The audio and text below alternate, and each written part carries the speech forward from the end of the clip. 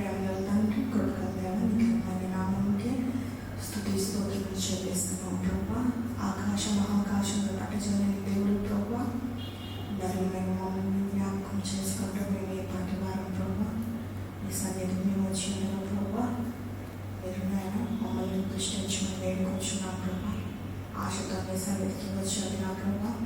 ఆయన మా హృదయంని తగ్గిపోతున్నాం ప్రభా.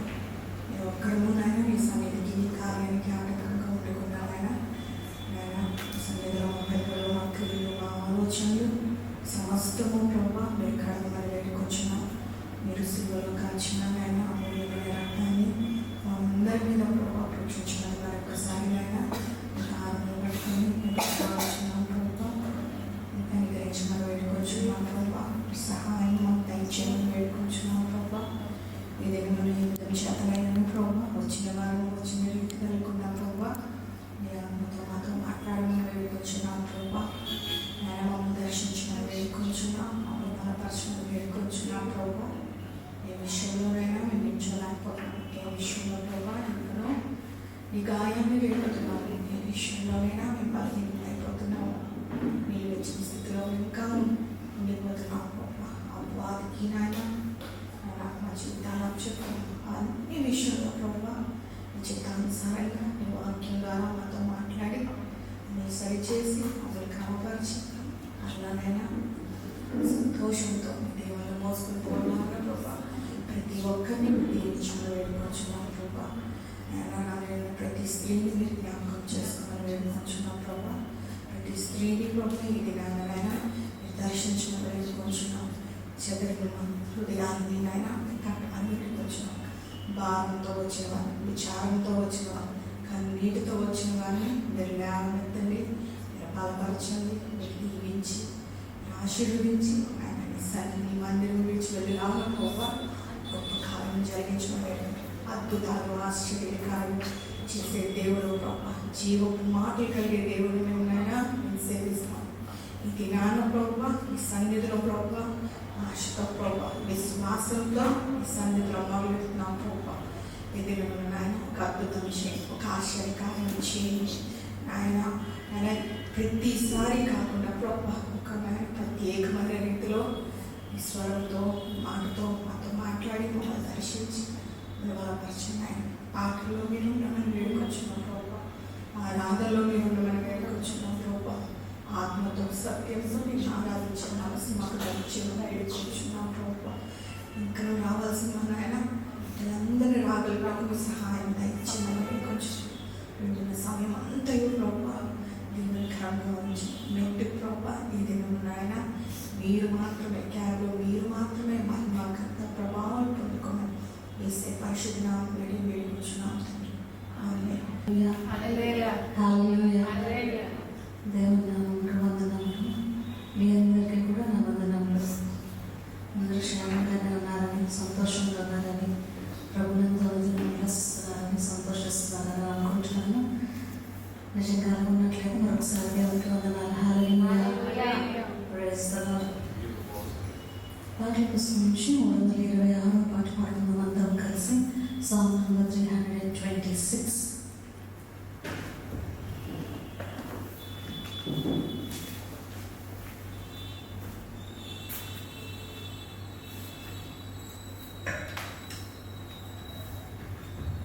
దేవుని కొరకు నా ప్రాణము దుష్టనొచ్చున్నది.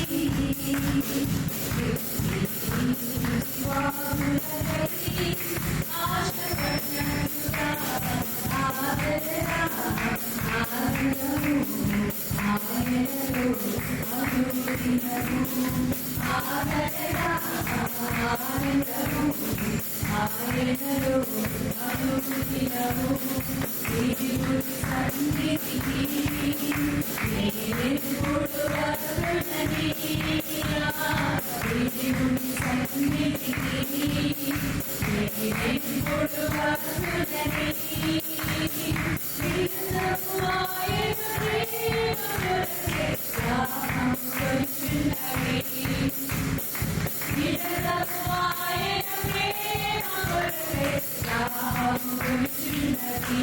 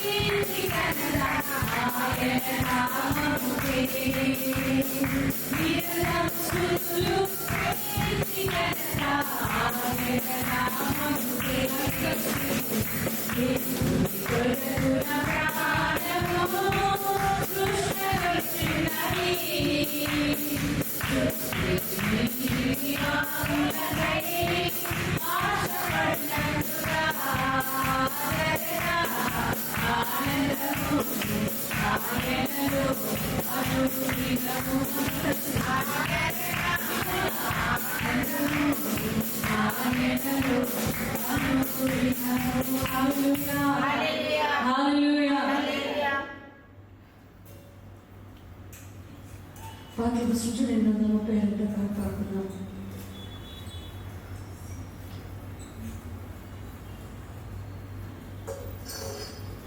ప్రేమా యేసుని ప్రేమా ప్రేమా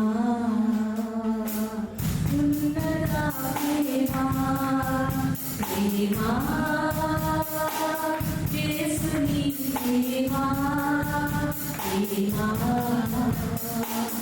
ఉన్నత ప్రేమా లోకములు మారినను మారని ప్రేమా లోకములు మారినను మారని ప్రేమా సంద్రములు చల్లారని యేసు ప్రేమా సంద్రములు చల్లారని యేసు ప్రేమా ప్రేమా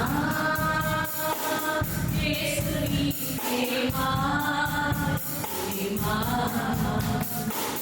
ఉన్నత ప్రేమా సర్వమా యేసుని ప్రేమా ప్రేమా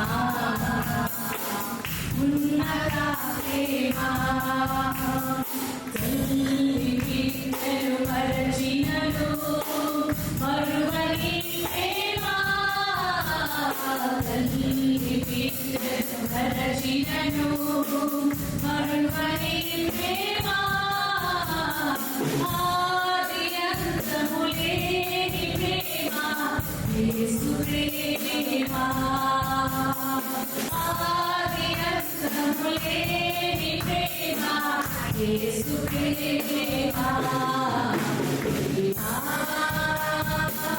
యేసుని ప్రేమా ప్రేమా ఉన్నత ప్రేమా పాపులను రక్షించే కల్వరి ప్రేమా పాపులను రక్షించే కల్వరి ప్రేమా నిన్న నేడు ఏకరీతిగా ఉన్న ప్రేమా నిన్న నేడు ఏకరీతిగా ఉన్న ప్రేమా ప్రేమా యేసుని ప్రేమా ఉన్నత ప్రేమ మారినడు మారని ప్రేమ మారినడు మారని ప్రేమ నమ్మములేని శాశ్వత ప్రేమ యేసు ప్రేమ నమ్మములేని శాశ్వత ప్రేమ యేసు ప్రేమ ప్రేమ యేసుని ప్రేమ ఉన్నత ప్రేమ ప్రేమ యేసుని ప్రేమ ప్రేమ ఉన్నత ప్రేమ అట్లా లేచి నుంచున్నాం. కీర్తనలు గ్రంథము 68వ అధ్యాయము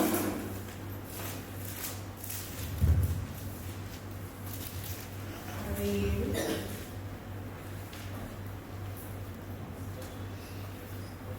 కీర్తనలు 67 1 నుంచి 7 వచనాలు కలిసి అందరము చదువుతాము.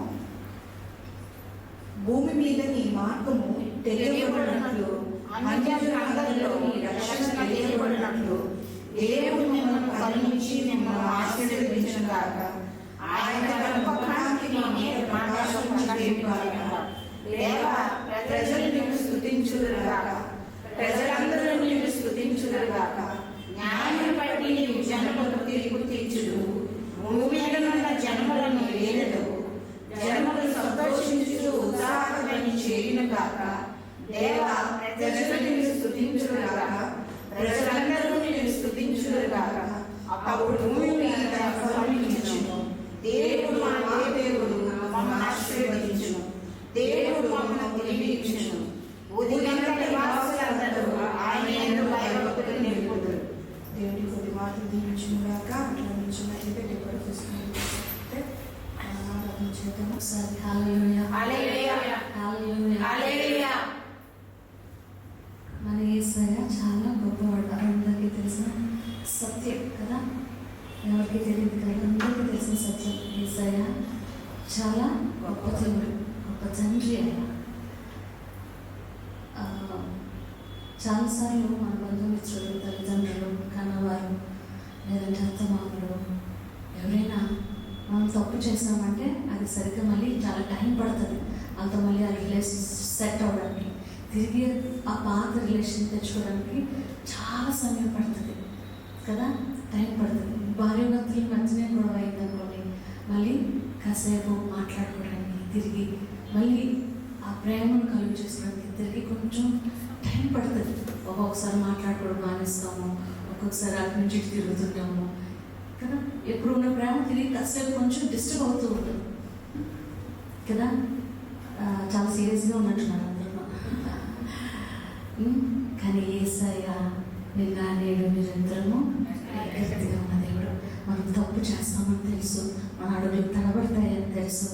అయినా ఆయన మనల్ని ముందెలా ప్రేమించడం, తర్వాత కూడా అలాగే ప్రేమిస్తారు కదా. నేను ముందెలా ప్రేమిస్తారో తర్వాత కూడా అలాగే ప్రేమిస్తారు.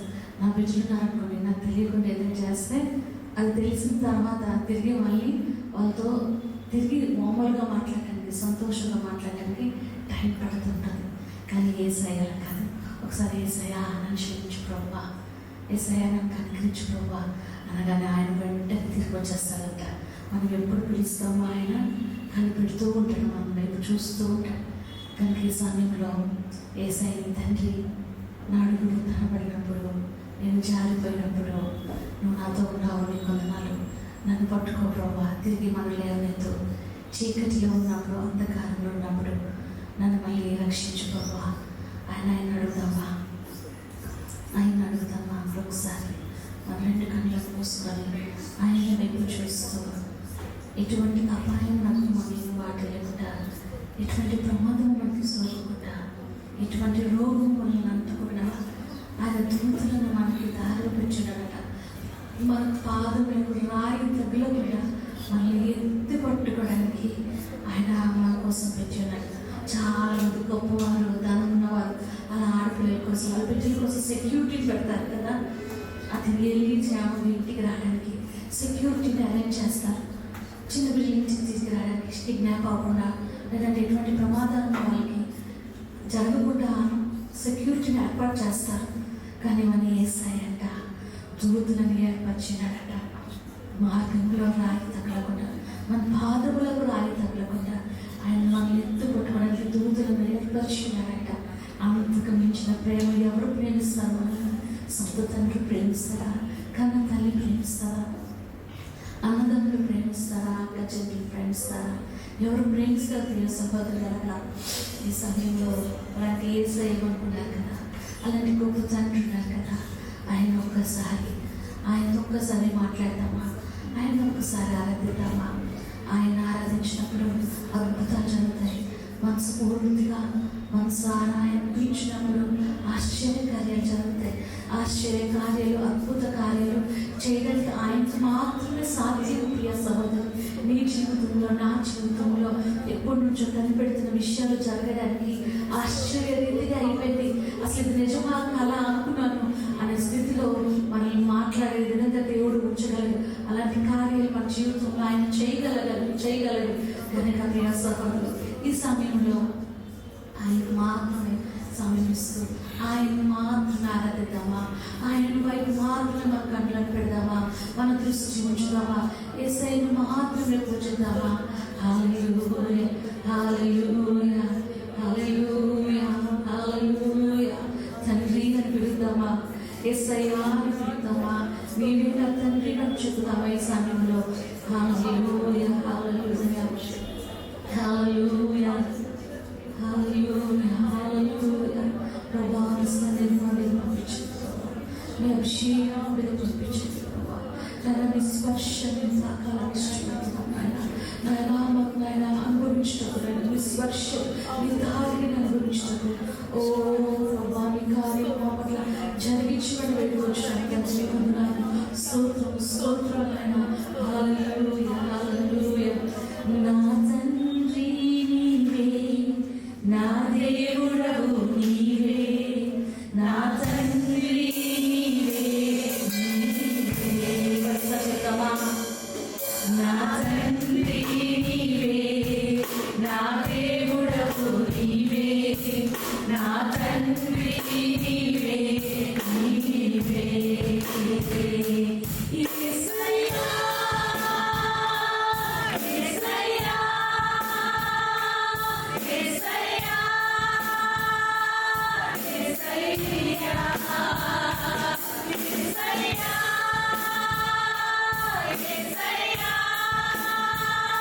యేసయ్యా, యేసయ్యా.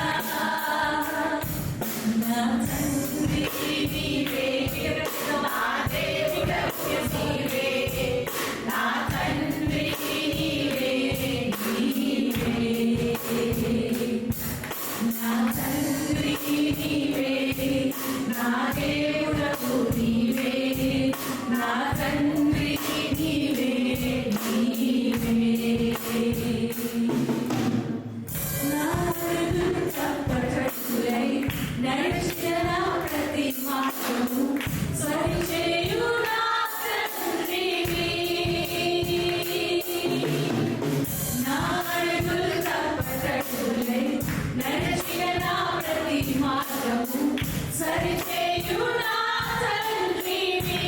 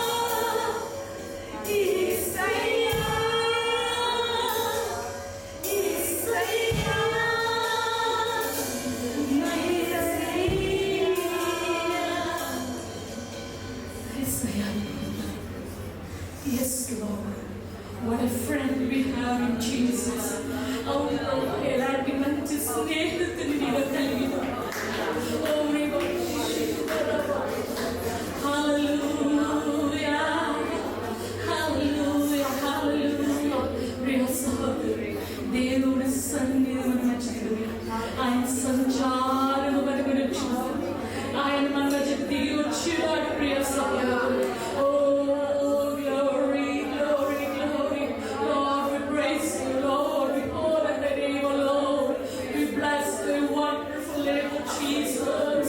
We exalt and holy name of Lord. We lift your holy name of Jesus.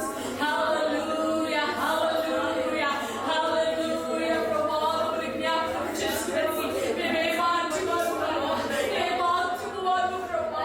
Oh Lord, we thank you Jesus. Oh Jesus, we humble in your presence, Lord. That our తగ్గించుకుంటాము ప్రభా. That our పెట్టుకుంటాము ప్రభా. మీ బలమైన సన్నిధి, మీ బలమైన ఆత్మకార్యము, మీ బలమైన ఆశ్చర్య కార్యము, వివరించలేని గొప్ప కార్యము, వర్ణించలేని మీ ప్రేమను మాపై చూపిస్తున్నారు. మీ వందనాలు వందనాలు వందనాలు వందనాలు. హల్లెలూయా హల్లెలూయా. చెప్తావా ఆయన ఆరాధిద్దామా. హల్లెలూయా చెప్తావా. దేవానికి వందనాలు చెప్తావా. దేవానికి వందనాలు చెప్తావా. నీకు స్తోత్రాలు చెప్తావా. Hallelujah, hallelujah, hallelujah, hallelujah, glory, hallelujah, hallelujah, hallelujah, hallelujah, hallelujah, hallelujah. Praise you, Lord, praise you, Lord, praise you, Lord. Hallelujah, Lord, God, we bless you, celebrate you, Lord. Hallelujah, hallelujah,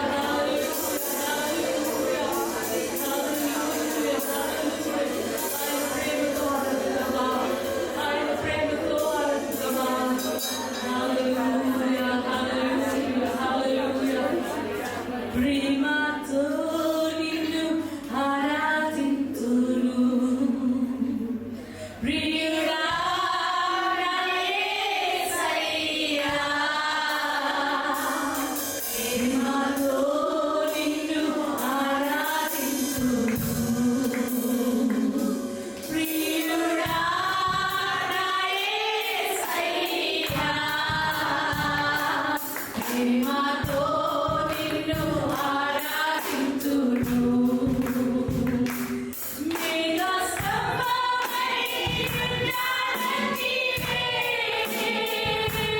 అగ్నిస్తంభమై ఉన్నానంటివే. మేఘస్తంభమై ఉన్నానంటివే,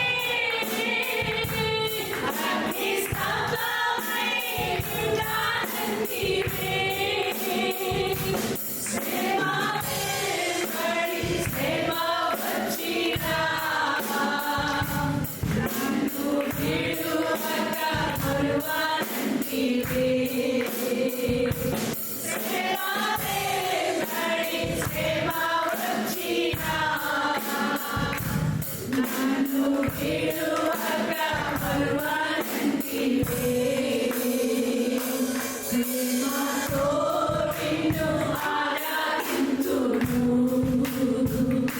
ప్రియుడా నా యేసయ్యా. ప్రేమతో నిన్ను ఆరాధింతును. నా తల్లి వలె ఆరాధించితివే, నా తండ్రి వలె జాలి చూపితివే. నా తల్లి వలె ఆరాధించితివే, నా తండ్రి వలె జాలి చూపితివే. నా వలెన నన్ను మరచినా, నా చూపి నన్ను మరువనంటివే. నా వలెన నన్ను మరచినా, నా చూపి నన్ను మరువనంటివే. యేసయ్యా, ప్రేమతో నిన్ను ఆరాధింతును ప్రియుడా నా యేసయ్యా. ప్రేమతో నిన్ను ఆరాధింతును ప్రియుడా నా యేసయ్యా.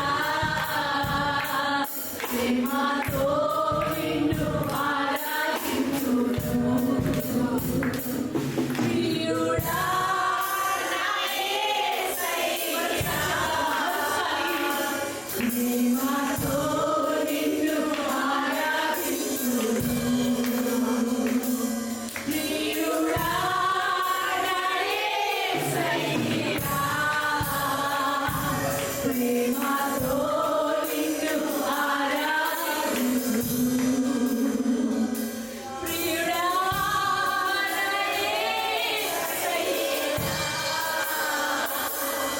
ప్రేమతో నిన్ను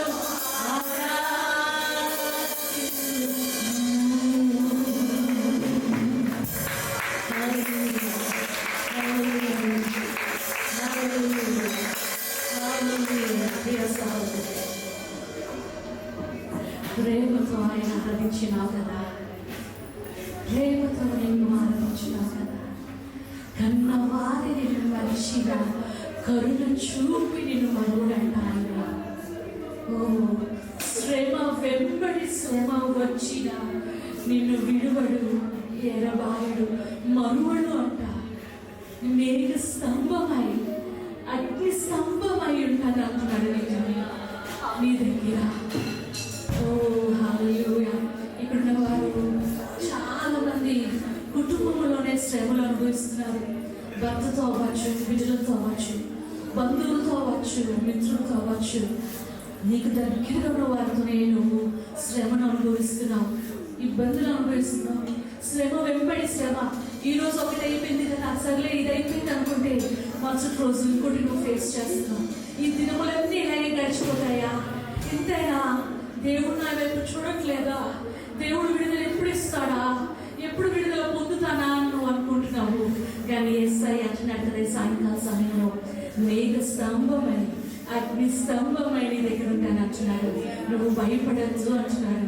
నేను మరువలేదంట ఆయన, నేను విడువడు అంట ఆయన. నీ మీద కనికరము చూపి నిన్ను నీ చేయి విడవకుండా నేను తీసుకెళ్ళిపోతానంట. ఆ శ్రమ నుండి, ఆ బాధ నుండి, ఆ కష్టం నుండి. దావీదు కుమారుడా నన్ను కరుణించువా అని గుడ్డివాడు ఎలాగైతే యేసయ్యను అడిగినాడో, ఈ సమయంలో దావీదు కుమారుడా నన్ను కరుణించువా అని నువ్వు అడగక ముందే ఆయన నీ మీద కనికరము చూపిస్తానంటున్నాడు. ఆయన నేను ఆదరిస్తానంటున్నాడు, నేను లేవనెత్తుతానంటున్నాడు, నిన్ను తిరిగి కడతానంటున్నాడు. నువ్వు ఏ విషయంలో అయితే కుమిలిపోయింటున్నావో ఆ విషయంలో దేవుడు నీకు విజయము అందజేస్తానంటున్నాడు. భయపడకుండా ధైర్యంగా ఉండి సంతోషంగా ఎక్కడి నుంచి నువ్వు వెళ్ళినప్పుడు సంతోషంతో వెళ్ళిపోయే సహోదరు. హల్లెలూయా, హల్లెలూయా, హల్లెలూయా, హల్లెలూయా. భయపడకు ప్రియ సహోదరు, చింతించుకోయే విషయంలో. హల్లెలూయా. నా యేసయ్య, నా పరిశుద్ధుడా, నా తండ్రి, నా రక్షక, ఈ సాయంకాల సమయంలో ప్రభా ఈ చెల్లని పూజ నాయన మీరు మాతో మాట్లాడినారని అనుకున్నాను నాయన. మేఘ స్తంభము వలె అగ్ని స్తంభము వలె ఉండాలని సెలవించిన యేసయ్య మీకు వందనాలు. కన్న తల్లి వలె, కన్న తండ్రి వలె మీరు మమ్మల్ని ఆదరిస్తానంటున్నారు, దాన్ని చేర్చుకుంటున్నారు, కరుణిస్తానంటున్నారు, జాలి చూపిస్తానంటున్నారు. వింటున్నాను ఆయన. ఈ సమయంలో మస్తుతి ఆరాధన ఇస్తానికి చేరి ఉందని మేము నమ్ముచున్నాం. నాని ఈ ఆరాధనలో కన్నీరు కాచిన ప్రతి స్త్రీని మీరు చూచినారు, మీకు వందనాలు ప్రభా. వారికి మీరు విడుదల ఇవ్వబోతున్నారు, మీకు వందనాలు ప్రభా. వారికి మీరు నెమ్మది ఇవ్వబోతున్నారు, మీకు వందనాలు ప్రభా. వారికి మీరు ప్రసాదం ఇవ్వబోతున్నారు, మీకు వందనాలు ప్రభా. ఓ వారి దుఃఖమును నాట్యంగా మార్చబోతున్నారు, మీకు వందనాలు తండ్రి. వారికి అన్నిటిని మీరు చూడబోతున్నారు, మీకు వందనాలు ప్రభా. కానీ లక్ష్యంగా ప్రత్యేకమైన లక్ష్యంగా వారి జీవితంలో మీరు ఉంచబోతున్నారు, మీకు వందనాలు ఆయన. ఆయన మీకు వందనాలు చెల్లించుకొచ్చాం. నిన్ను నమ్మినాము ప్రభా, మా జీవితాలు మీకు సమర్పించుకున్నాము ప్రభా, మా భవిష్యత్తు మీ చేతుల్లో పెట్టినాము ప్రభా. ఈ దినము ప్రభా మీరు దీవించబడి వేయకొచ్చాం, ఈ దినము ప్రభా మీరు ఆశీర్వదించబడి వేయకొచ్చాం, ఈ దినము ప్రభా ప్రత్యేక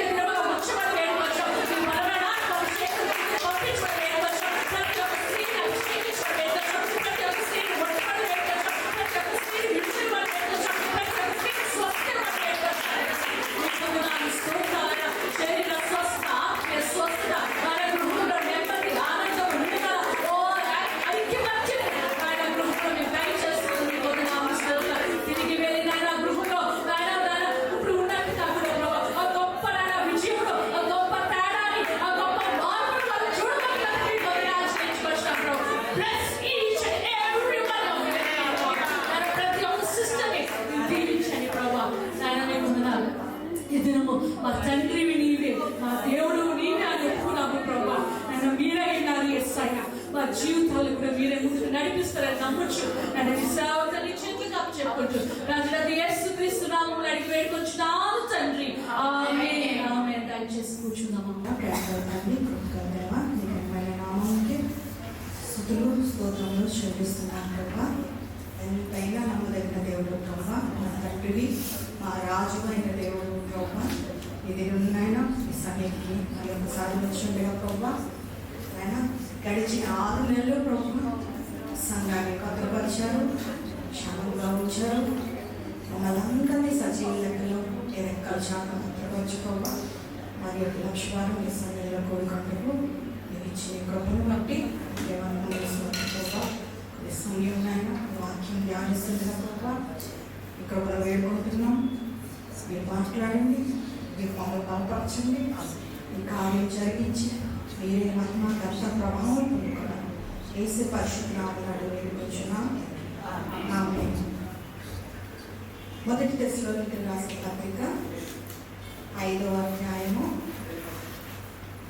4వ అధ్యాయము 15వ వాక్యం నుంచి నేను చదువుతాను. 1 Thessalonians 4th chapter 15th verse. మేము ప్రభు మాటను బట్టి మీతో చెప్పున్నది ఏమనగా, ప్రభు రాకడ వరకు సజీవులమై నిలిచిండు మనము నిద్రించిన వారి కంటే ముందుగా ఆయన సన్నిధిని చేరము. ఆర్భాటముతోనూ ప్రధాన దూత శబ్దముతోనూ దేవుని బూరతోనూ పరలోకం నుండి ప్రభు దిగువచ్చును. క్రీస్తునందుండి మృతులైన వారు మొదట లేదురు. ఆ మీదట సజీవులమై నిలిచి ఉంది మనము వారితో కూడా ఏకముగా ప్రభువును ఎదుర్కొంటకు ఆకాశ మండలమునకు మేఘముల మీద కొనుకోబడదుము. కాగా మనము సదాకాలము ప్రభుతో కూడా ఉందుము. కాబట్టి మీరు ఈ మాటల చేత ఒకరినొకడు ఆదరించుకోండి. ఇక్కడ పౌలు తెస్సలోనిక సంఘానికి రాస్తూ చెప్తున్నారు. తెస్సలోనిక సంఘానికి ఏం చెప్తున్నారంటే, ఈ మాటలు బట్టి మీరు ఒకరినొకరు ఆదరించుకోవాలంట, ఒకరినొకరు పురుగొల్పుకోండి కదా. ఏ మాటలంట, ప్రభు రాకడ వస్తుంది, అది ఎట్లా వస్తుంది అని సంఘస్థులకి వివరిస్తున్నారు. ప్రభు రావడం ఏంటి, ఆయన వచ్చేసారు కదా ఒకసారి. ఏంటమ్మా వచ్చేసారు, దాన్నే మనం క్రిస్మస్గా చేసుకుంటాం. అవునమ్మా, మళ్ళీ వస్తారా మళ్ళీ వస్తారా? ఫస్ట్ రాకండే మొదటి రాకండే మనము ఇంకేంటంటే మనం ఎట్లాగంటే మొదటి రాకండే క్రిస్మస్నే మనకి సంవత్సరానికి 2 ఉన్నాయి పండుగలు, ఈస్టర్ క్రిస్మస్ అని చెప్పి ఇంకా దాని ఎంత వైభవంతో ఆర్భాటంతో కేకులు గ్రీటింగ్లు పండుగలు పంటలు అన్నిటితో మునిగి తేలుతూ ఉండగా ఇక పౌలు గారు మాట చెప్తున్నారు సంఘానికి. ఏం చెప్తున్నారంట, ఇంకొక రాకడ ఉంది, ప్రభు వస్తారు, ఆయన వచ్చినప్పుడు మళ్ళీ ఒకసారి వచ్చిన తర్వాత రెండోసారి వస్తారని చెప్తూ సంఘానికి మీరు ఇతరుల వలె మీరు మళ్ళీ దుఃఖించకండి, నిరీక్షణ లేని ఇతరుల వలె దుఃఖించకండి, ఒకరినొకరు ఆదరించుకోండి, ఒకరినొకరు బలపరచుకోండి అని చెప్తూ ఉన్నారు. చూడండి ఎట్లా వస్తారని ఆయన చెప్పారు. మేము ఇప్పుడు చదివారు కదా, అట్లాగా ఇంకో దగ్గర కూడా ఆయన నేను వస్తాననే సంగతి సంఘానికి ఆయన స్వయంగా చెప్పి ఉన్నారు. చూడండి యోహాను సువార్త 14వ అధ్యాయము, ఎవరైనా ఉంటే చదవండి తీసినట్లయితే. హృదయంలో కలవరపడి కుడి దేవుని యందు విశ్వాసం ఉంచున్నారు, నా యందును విశ్వాసం ఉంచుడి. నా తండ్రి ఇంట అనేక నివాసములు కలువు, లేని ఎట్లా మీతో చెప్పుదును. మీకు స్థలం సిద్ధపరిచి వెళ్ళుచున్నాను. నేను వెళ్ళి మీకు స్థలము సిద్ధపరచిన ఎడల నేనుండే స్థలంలో మీరు ఉండులాగా మళ్ళా వచ్చి నా ఎద్దు నుండిటకు మిమ్మల్ని తీసుకొని పోవద్దు. నేను వెళుతున్న స్థలం నాకు మార్గం మీకు తెలియనని చెప్పాను. ఏమంటున్నారంటే యేసయ్య ఆయన ఇంకా మరణంకి చెప్పక ముందు శిష్యులకి చెప్తున్నారు. ఏం చెప్తున్నారంట, నేను వెళ్తాను, నేను వచ్చి మళ్ళా మీకోసం వస్తాను. అక్కడ వెళ్ళి ఏం చేస్తున్నానంట, అక్కడ మీ కొరకు స్థలాల్ని సిద్ధపరచబోతున్నాను. కాబట్టి మనం కూడా ఇక్కడ సిద్ధపడాలి. ఏం చెప్తానంటే సంఘాన్ని, మీరు నేను వస్తాను, మీకు సిద్ధపరిచినవి నేను మళ్ళా వచ్చి నేను మిమ్మల్ని తీసుకెళ్తాను అని చెప్తున్నారు. అట్లాగే లూకాసు వార్తలోని ఇంకొక మాట చూడండి.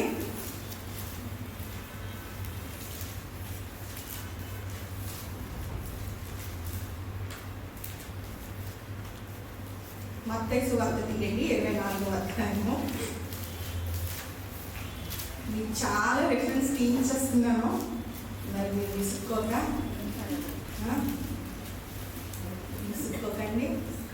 చాలా రిఫరెన్స్ తీయిస్తున్నాను, అంటే వాక్యం తెలిస్తే మనకి అర్థమవుతుందని. చూడండి, యేసయ్య కింద మాట్లాడుతూ 24:29 అలా కనుక 36. అయితే ఆ దినమును గూర్చి ఆ గడియను గూర్చి తండ్రి మాత్రమే కానీ ఏ మనుషుడైనను పరలోకమందునైనను దూతలైనను కుమారుడైనను ఎరుగరు. నోహు దినములు ఎలా ఉండునో మంచు కుమారుని రాకడియు అలాగే ఉండును. జలప్రలయమునకు ముందటి దినములు నోవాహు ఓడలోకి వెళ్ళిన దినం వరకు వారు తినుచు త్రాగుచు పెళ్లి చేసుకొచ్చు పెళ్లికి చుట్టూ జలప్రలయం వచ్చి అందరినీ కొట్టుకొని పోయే వరకు ఎరగకపోయి అలాగునే మనుష్య కుమారుడి రాకడ ఉండును. అంటే ఇక్కడ ఏం చెప్తున్నారంటే శిష్యులు అడుగుతున్నారు, ప్రభువా ఇప్పుడు సిద్ధపడాలంటే ఎప్పుడు జరుగుతుంది? యేసయ్య ఎప్పుడు ఇచ్చారు? 2000 సంవత్సరాల క్రితంగా ఈ వాగ్దానాలు, ఈ ప్రవచనాలు, నేను ఎట్లాగో వచ్చాను, నేను మళ్ళా వస్తాను, మిమ్మల్ని సిద్ధపరిచిన తర్వాత మీకు స్థలం సిద్ధపరిచిన తర్వాత నేనే వచ్చి మిమ్మల్ని తీసుకెళ్తాను. యేసయ్య అంటున్నారు, దూతల్ని, నా ప్రవక్తల్ని, నా శిష్యుల్ని అట్లా ఎవరిని పంపించిన సంఘం కొరకు. ఎవరైతే ఈ భూలోకంలో ప్రభువుని మీద ఆనుకొని వారు ప్రత్యేకించుకొని పరిశుద్ధంగా, నమ్మకంగా, యథార్థంగా దేవుని మీద దృష్టి ఉంచి ఉన్నారో ఆ సార్వత్రిక సంఘం.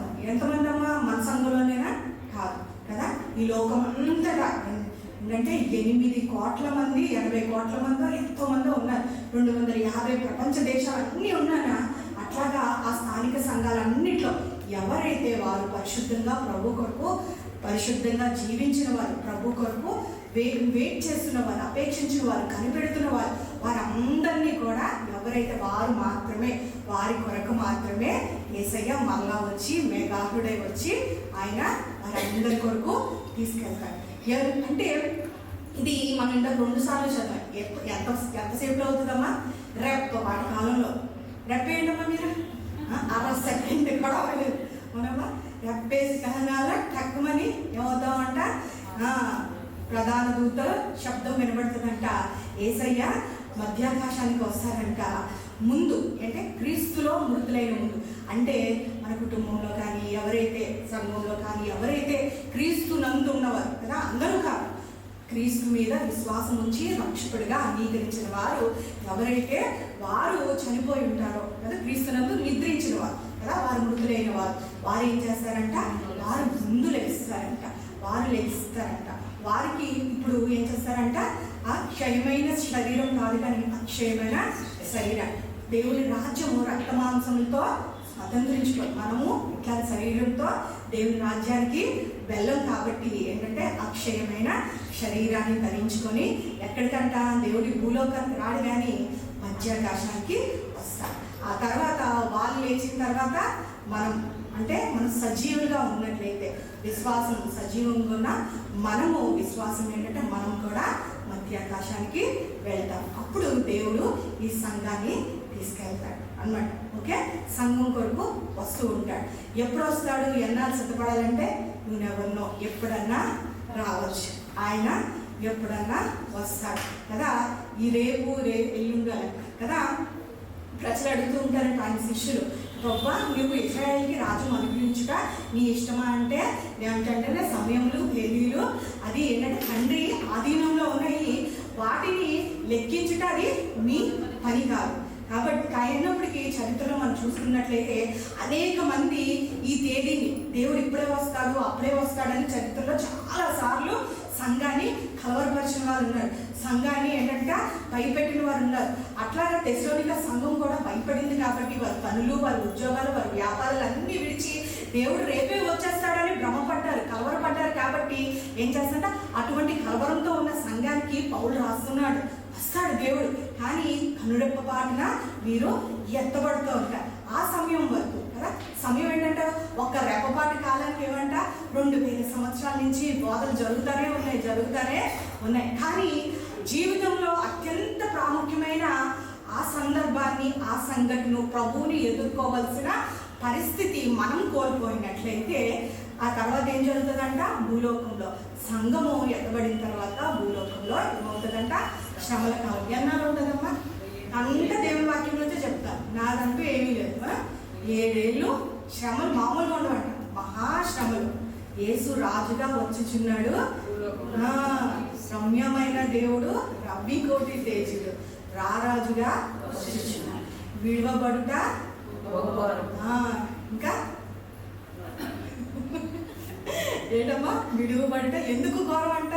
కిందన మామూలుగా జరగబడట శ్రమలు కదా.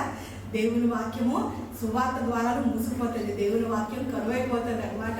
ఆ తర్వాత దేవుడు ఎవరైతే వీళ్ళెవ్వరూ మిగతా వారు ఎవరైతే ఆయన కృపకాలం, ఆయన సువార్త, రాజ్య సువార్త, దేవుడు ఎత్తైతే దేవుడు తన ప్రేమను, తన ప్రవక్తల్ని, మిషనరీస్ని అందరినీ లేవనెత్తి అన్ని మాధ్యమాల ద్వారా దేవుడు ప్రకటించాలన్న సువార్తను వ్యతిరేకులు, హేతువాదులు, అందరూ నాస్తికులు ఎవరైతే ఈ దినాన్న వ్యతిరేకిస్తున్నారో, సువార్తను అడ్డగిస్తున్నారో, లేదంటే ఇజ్రాయెల్ కొరకు యేసయ్య వచ్చారు. వాళ్ళు ఏంటంటే స్వజనుల దగ్గరికి వస్తే వాళ్ళు తృణీకరించారు. అటువంటి వారు కూడా ఆ దినాన్న విడవబడుతూ ఉంటారు.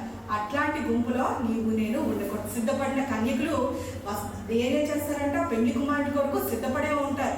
వాళ్ళు వెళ్తారు. బుద్ధి లేని కన్యకులు, బుద్ధి గల కన్యకులు కలిసే ఉంటూ ఉంటారు. వారు కలిసే ఉంటూ ఉన్నప్పుడు ఆఖరి ఏమవుతుందంట?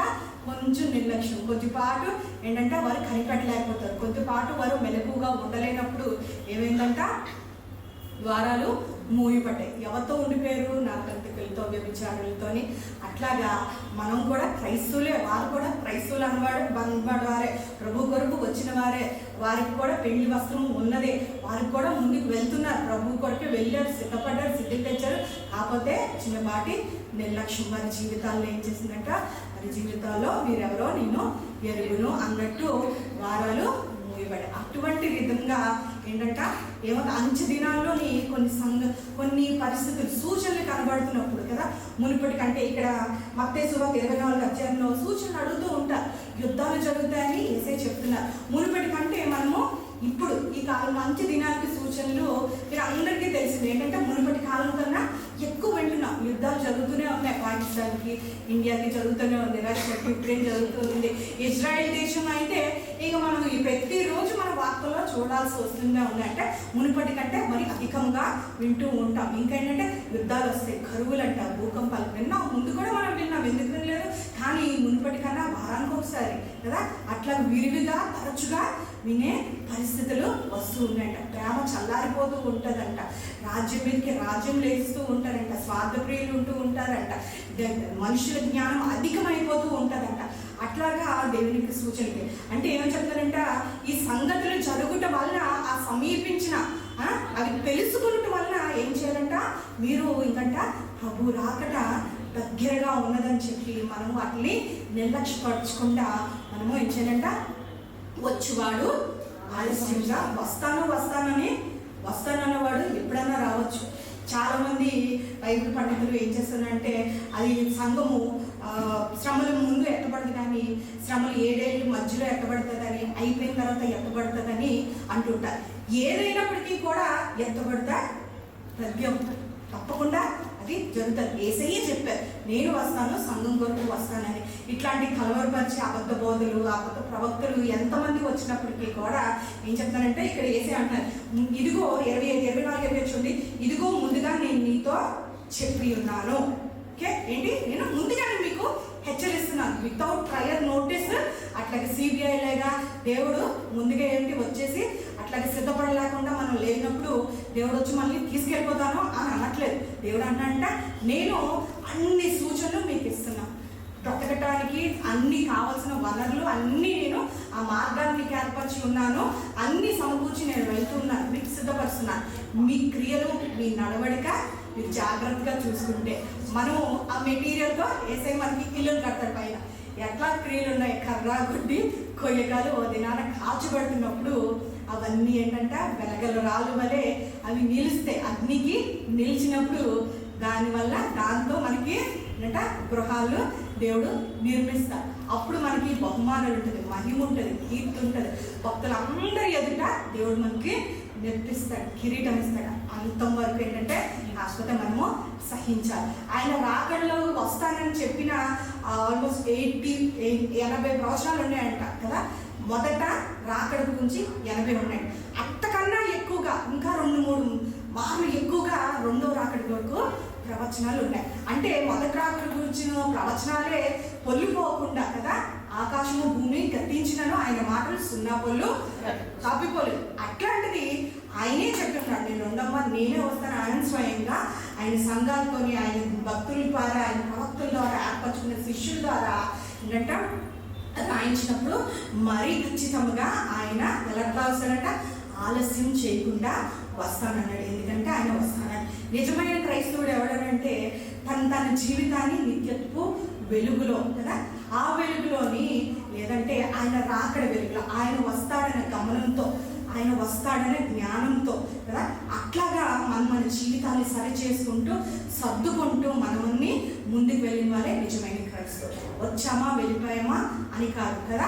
అట్లా అంటే మన జీవితాలు యథాతథంగా ఏదో ఆచారపూర్వకంగా అట్లాగైతే కాదు, కానీ మన జీవితాల్లో మార్చుకుంటూ, మన జీవితాలు చేయాల్సినవి చేస్తూ, విడిచిపెట్టాల్సిన దేవుని సహాయంతో విడిచిపెడుతూ అట్లా మనం సరి చేసుకుంటూ భక్తి శ్రద్ధలతో మన జీవితాన్ని కట్టుకున్నట్లయితే ఆ దినాన ఏంటంటే ఆయన ఎదుర్కోవడానికి విశ్వాసం కలిగి ఉండాలి, సహనం కలిగి ఉండాలి, పరిశుద్ధత కలిగి ఉండాలి. అవన్నీ మనం కాపాడుకుంటూ మన పరుగు పందెంలో ఓపికతో మనం పరిగెట్టినట్లయితే ఆయన్ని ఎదుర్కోవడానికి మనము సంసిద్ధంగా మన జీవితాల్లో ఉండాలి. ఒక భక్తుడు అంటుంటాడు, నేను ఎట్లా జీవిస్తున్నానంటే యేసయ్య నిన్న చనిపోయారు, లేచారు, రేపు వస్తా.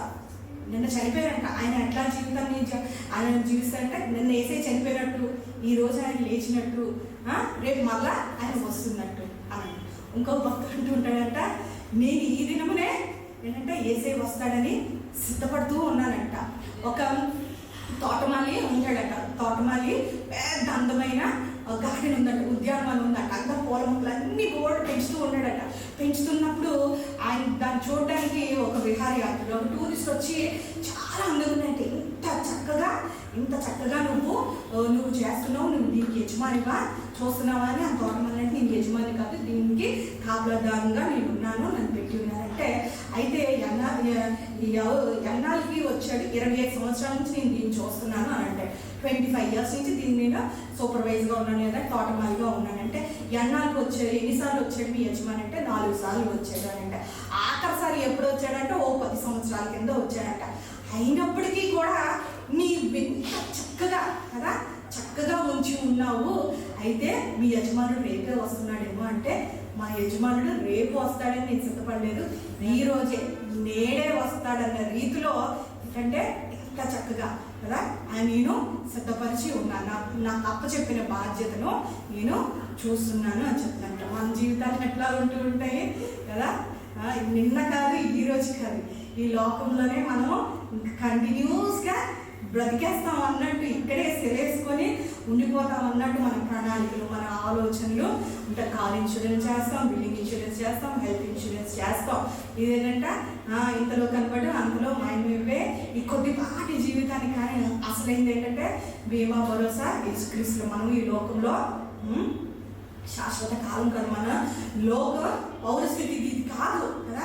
కానీ ఇక్కడ ఎట్లా ఉంటామంట అంటే తినుమా తాగుమా సుఖించు అన్నట్టు మనం బ్రతికేస్తూ ఉంటాం. కానీ దేవుడు దృష్టించిన వాటిని ఏదైతే మనం కోల్పోతే జీవిత కాలం అంతయు దేని కొరకు కనిపెట్టాలో దాని కొరకు కనిపెట్టకపోతే దాని కొరకు సిద్ధపాటు లేకపోతే ఏంటంటే విడువబడ్డ బహు ఘోరమైన దుస్థితిలోకి మనం వెళ్ళిపోతాం. ఆ దినము ఎవరికి తెలియదు ఎట్లా వస్తుందంటే, ఆ దినము దొంగవలే వస్తుంటే. చూడండి, మొదటి దశలోనికి రాసిన పత్రిక 3వ అధ్యాయం, అదే దశలోనికి రాసిన పత్రిక 3వ అధ్యాయంలో చూడండి, ఎవరైనా తీస్తే చదవండి. 3:12-13 మరియు మన ప్రభువైన యేసు తన పరిశుద్ధులందరితో వచ్చినప్పుడు మన తండ్రి అయిన దేవుని ఎదుట మీ హృదయములను పరిశుద్ధత విషయమే అనన్యమైనవిగా ఆయన స్థిరపరచుటకై మేము వీళ్ళ ఎలాగూ ప్రేమలో అభివృద్ధి పొంది వర్ధిల్లుచున్నామో, అలాగే మీరును ఒకనేళ్ళ ఒకడు మనుషులందరి ఎడలను ప్రేమలో అభివృద్ధి పొంది వర్ధిల్లినట్లు ప్రభువు దయచేయను గాక.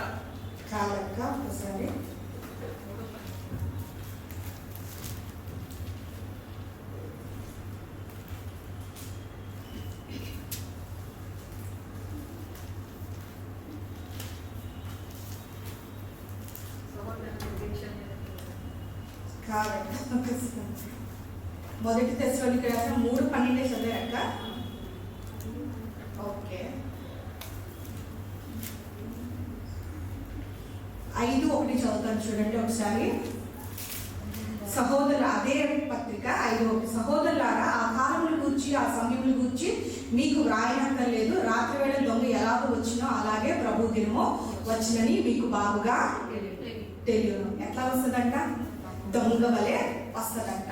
ఆ దినం దొంగ వలె వస్తుంది కాబట్టి దొంగ ఎలా వస్తాడమ్మా? చెప్పొస్తాడా? చెప్పకుండా వస్తాడా? చెప్పకుండా వస్తాడు. దేనికోసం వస్తాడు దొంగ? మనం విలువైన వస్తువుల కోసం వస్తాడు. దొంగ వచ్చిన తర్వాత మనకి ఇంట్లో పనికిరాని వస్తువులు, చేట లేదంటే చీపురి, చెత్తబుట్ట, పనికిరాని వస్తువులు, చీపురి గుడ్ల కోసం వస్తాడమ్మా? రాడు కదా. భూమి మీద ఉన్న భక్తులే శ్రేష్ఠుడు. యేసయ్య ఏంటంటే తన స్వార్థం ఇచ్చి నిన్ను నన్ను కొనుక్కున్నాడు కాబట్టి మీకోసం నా కోసము ఏం చేస్తుంటాడంటే యేసయ్య వచ్చి నిన్ను నన్ను తీసుకెళ్ళడానికి ఆయనే వస్తూ ఉన్నాడంట. అందుకే ఆ దినం కొరకు ఎట్లా సిద్ధపడాలంట? మనము బహు జాగ్రత్తగా సిద్ధపడాలంట. అక్కడ కూర్చున్న వారు ఎప్పుడు వస్తారో తెలియదు. మిద్దు మీద ఉన్నవారు మిద్దు మీదే ఉంటారంట. అందులో ఇద్దరు ఒకరు కొనుక్కోబడుతూ ఉంటారంట. పడుకున్న వాళ్ళు ఒకరు కొనుక్కోబడుతూ ఉంటారు. తిరిగి తిప్పేవాళ్ళు అందులో ఒకరు కొనుక్కోబడతారు. అంటే మిద్ది మీద ఉన్న వాళ్ళు పొలంలో పనిచేసిన అంటే అది రాత్రి అవ్వచ్చు, పగలు అవ్వచ్చు, మధ్యాహ్న కాలం అవ్వచ్చు. అంటే ఎవరి పనుల్లో వాళ్ళు చేసుకున్న అప్పుడు అనుకుని గడియనందు నువ్వు తలంచిని సమయమందు యేసయ్య ఎట్లా వస్తాడంట? గర్భిణీ స్త్రీకి ప్రసవం ఎట్లా వస్తుందమ్మా? చెప్పొస్తుందా? ఇట్లాగా డాక్టర్ ఎక్స్పెక్టెడ్ డేట్ ఇస్తాడు తప్పితే ఈ సమయం గడియ అని ఎవ్వరు ఎంత పెద్ద గైనకాలజిస్ట్ అయినా ఇంక భూప్రపంచం మీద చెప్పలేదు. అట్లాగా వచ్చినట్లే యేసయ్య కూడా దొంగ వలె ఆయన సంఘం కొరకు వచ్చి తీసుకెళ్తారు అని చెప్తుంది. అందుకే మీరేం చేయాలంట? మోసపోకండి. యేసయ్య ఇక్కడ ఉన్నారు, అరణ్యంలో ఉన్నారు, లేదంటే గదిలో ఉన్నారని చెప్పి అనేక మంది అబద్ధ ప్రవక్తలు వస్తారంట. అట్లా చరిత్రలో చాలా మంది వచ్చారు. చెప్పుకోవాలి, లిఖించుకోవాలంటే చాలా ఉన్నాయి. కానీ నేనంటే అదంతా మనకు అనవసరం లేదు. చాలా మంది అట్లాగా 3 మంది నేను ప్రవక్తని, నేను చెప్తున్నాను యేసయ్య దినాన్ని వస్తారని కొండ మీద తీసుకెళ్ళిన వారు, కొంతమంది ఉపవాసం నుండి కనిపెట్టిన వారు, వారందరూ అవాస్తవాలయ్యారు, నవ్వులు హేళన అయ్యారు. ఇతర లోకానికి అందరికీ సంఘం ఏంటంటే నవ్వులు వాళ్ళు అయిపోయింది. అట్లాగా అటువంటి దినాలని వారు ప్రెడిక్ట్ చేశారు, అంటే ప్రవచించారు. ఇప్పటి వరకు కూడా ఏ ఒక్కరు చెప్పిన తేదీలు కూడా ఏమీ జరగలేదు. అందుకే అబద్ధ ప్రవక్తలు అనేక మంది నీవు నేను మోసపోకుండా రేపటి దినాన ఏర్పరచబడిన వారు సైతం కూడా ఏమవుతారంట? దేవుడు అట్లాంటి అబద్ధ ప్రవక్తల వల్ల, ప్రవచనాల వలన నేనే క్రీస్తుని అని చెప్పి వారు బోధన చేస్తున్నప్పుడు ఇదిగో నేనే క్రీస్తున్నారు మహత్కార్యములు సూచక క్రియలు చేసి కదా వారిని మోసపరచు. అందుకే ఏం చెప్తాడంట? నేను ఇదిగోండి నేను మీకు ముందుగా చెప్తున్నాను, ఇట్లాగా జరుగుతుంది, దొంగ వలె నేను వస్తాను, అనుకున్న గడియను వస్తాను. అందుకే మీరు సిద్ధంగా ఉండాలి. మిమ్మల్ని మీరు సిద్ధపరచుకొని నిజమైన క్రైస్తవుల వలె దాని కొరకు మీ జీవితాల్లో కనిపెట్టు. మరి సిద్ధపడాలంటే ఏం చేయాలి? బట్టలు గిట్లు అన్ని చదువుకోవాలా? లేదు కదా.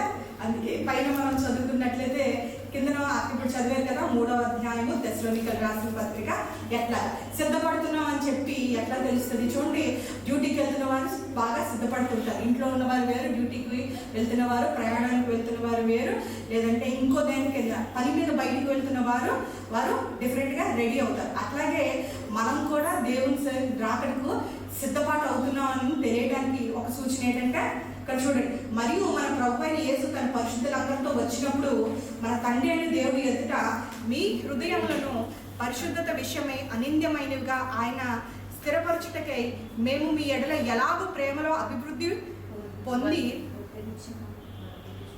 వర్ధిల్లుచున్నామో అలాగే మీరును ఒకరిని ఒకరి ఎడల మనుషులందరి ఎడలను ప్రేమలో అభివృద్ధి ప్రభు దయచేయును గాక. ఎప్పటి వరకు అమ్మా? తన పరిశుద్ధులందరితో ఆయన వచ్చినప్పుడు అంట.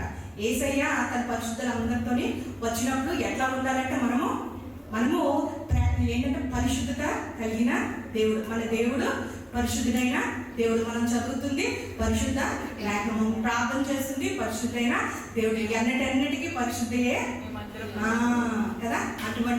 అటువంటి పరిశుద్ధుడైన దేవుడు ఎట్లాగా ఎదుర్కోవాలంటే మన జీవితాల్లో ఏముండాలి? పరిశుద్ధత కలిగి మనము జీవించాలి. పరిశుద్ధ విషయంలో దేవుడు రాజీ పడిపోయే దేవుడు అసలే కాదు. పరిశుద్ధత అంటే ఎవరితో పోల్చుకోలేము. అసలు ఏసేపు పరిశుద్ధత కోసం మనం చూసినట్లయితేనే అది మనకి అందనంత దూరాన ఉంటుంది కదా. అట్లాంటిది ప్రభు పరిశుద్ధత కలిగి మనం జీవించాలంటే ఈ లోకంలోని చాలా జాగ్రత్తగా అన్ని విషయాల్లో మనం ఏంటంటే నీవు పరిశుద్ధత కలిగి జీవించుటకు మన పిలుపులో ఒక పిలుపుకి అర్థం ఏంటంటే నీవు ఈ లోకంలో ఏంటంటే పరిశుద్ధత కలిగి మనం జీవించాలి. రేపు ఆదివారము ప్రభు బల్లో రక్తము శరీరము మనం తీసుకున్నప్పుడు అనాలోచనగా కాకుండా మనం ఏంటంటే బహు జాగ్రత్తతో కదా మనము తీసుకోవాలి. అప్పటి వరకు ఏం చేయాలంటే మీరు ఎట్లా ఉన్నారా పరిశుద్ధత విషయంలోని అనింద్యులుగా ఎవరు నింద మోపలేనంతగా మీరు పరిశుద్ధత కలిగి మీరు జీవించాలి. పేతురు రాసిన పత్రికలో ఉంటుంది కదా, మీరు సమస్త ప్రవర్తన యందు మీ తండ్రి వలె, మీ తండ్రి పరిశుద్ధుడు కాబట్టి మీరు కూడా సమస్త ప్రవర్తన విషయం అంతట్లోని కూడా పరిశుద్ధత కలిగి జీవించాలి. ఇక్కడ వచ్చి వెళ్ళిపోయి మళ్ళా జీవితాన్ని మామూలుగా చేసేసుకోవడం కాదు, కానీ మన జీవితాన్ని దేవుడు మాట చెప్పినప్పుడు, దేవుడు మనకు హెచ్చరించినప్పుడు, వాక్యం మనం హెచ్చరించినప్పుడు, దేవుడు రక్తాన్ని ఆశ్రయించినప్పుడు, యేసు రక్తము మన ప్రతి పాపంని అన్ని కడుగును. దేవుని వాక్యము ఉతక స్నానం చేస్తూ ఉంటుందంట. దేవుని వాక్యం ద్వారా పరిశుద్ధాత్ముడు మనతో మాట్లాడినప్పుడు దాన్ని విడిచిపెట్టినట్లయితే అది మన జీవితాలకు శ్రేష్కరం. దేవునితోని మనము సదాకాలము ఉండాలంటే, ఆయన్ని ఎదుర్కోవాలంటే పరిశుద్ధత ఉండాలి. అంటే ఏంటంటే మూత పెట్టిన పాత్ర పరిశుద్ధమైంది. లేవికాండంలో ఉంటుంది. మూత పెట్టని పాత్ర ఏదైతే ఉందో కొన్ని ఆజ్ఞలు జారీ చేస్తూ మోషే చెప్తూ ఉంటాడంట, మూత పెట్టని కదా. మన ఇంట్లో కూడా శుభ్రత కదా, అట్లాగే ఏంటంటే మూత పెడితే శుభ్రత అని చెప్తుంటారు. మనం కూడా ఆత్మీయ జీవితంలో కళ్ళకి, నోటికి, చెవులకి అన్నిటికీ మూతలు వేసుకొని మనము వెళ్ళాలి. అప్పుడే ఆత్మీయ జీవితంలో మనం పరిశుద్ధత కలిగి మనము జీవించగలం. రెండోది మనం చూసుకున్నట్లయితే ఏంటంటే మొదటి ఏంటంటే మనము పరిశుద్ధత కలిగి మనము జీవించాలి. రెండోది చూడండి, యాకోబు పత్రిక 5వ అధ్యాయము 8వ మాట. ప్రభు రాక సమీపించున్నది గనుక మీరును ఓపిక కలిగి ఉండి మీ హృదయములను స్థిరపరచుకునండి. సహోదరులారా, మీరు తీర్పు పొందకు నిమిత్తము ఒకరి మీద ఒకరు తనుగుడి. ఇదిగో న్యాయాధిపతి వాకిట నిలిచి ఉన్నాడు. నా సహోదరులారా, ప్రభు నామమున బోధించిన ప్రవక్తలను శ్రమానుభవమునకు ఓపికకును మాదిరిగా పెట్టుకునండి. సహించిన వారిని దండులను కొలుచున్నాము కదా. మీరు యోబు యొక్క సహనమును గూర్చి వింటిరి. ఆయన ఎంతో జాలియు కనికరమును గలవాడని మీరు తెలుసుకొని ఉన్నారు. చాలా చూడండి, ఎప్పటి వరకు అంట ప్రభు రాక సమీపించుచున్నది కనుక ఏం చేయాలంట, మీరును ఓపిక కలిగి ఉండిడి కదా. ఓపిక, సహనము, ఓర్పు, ఓర్మి ఇవన్నీ ఏంటంటే ఒకటే అర్థాన్ని ఇస్తాయి. ఏంటంటే ఓపిక కలిగి ఉండాలి కదా. దేవుని కొరకు ఓపిక కలిగి ఉండాలి. ఈ దినాన విసిగిపోయామేమో సమస్యలు బట్టి, విసిగించే భర్తలు ఉంటారు, విసిగించే బిడ్డలు ఉంటారు. సమస్యలు బట్టి విసిగిపోయే పరిస్థితులు చుట్టూ ఉండి ఏమవుతుందంట, మనము విశ్వాసాన్ని దేవుడి మీద ఆనుకోలేకపోతున్నాం. విశ్వాసంతోనే మనము ఈ ఆత్మీయ జీవితాన్ని ముందుకి కొనసాగించలేకపోతున్నామంట. కానీ ఇక్కడ యేసయ్య ఏం చెప్తున్నాడంట, ఏం రాస్తున్నాడంటే యాకోబు భక్తుడు, ప్రభువు రాక సమీపించుచున్నది కనుక ఏం చేయాలంటే మీరు ఓపిక సమీపించుతుందంట. ఆ దినాల్లో మొదటి ఆదిమ సంఘంలోని తొలి దినాల్లోని విస్తరించినప్పుడు జనులు ఏం చేస్తున్నారంటే మారనాథ అని ఏంటంటే వారు గ్రీట్ చేస్తున్నారు. ఇప్పుడు మనం ఎలాగైతే ప్రైజ్ లార్డ్ అని చెప్పి, హల్లెలూయా అని చెప్పి, షాలోమ్ అని వివిధ రకాలుగా మనం ఎట్లా గ్రీట్ చేసుకున్నామంటే వాళ్ళు కూడా ఏం చేశారంటే మారనాథ అంటే ప్రభు త్వరగా రమ్ము అని అనుకుంటున్నారంట.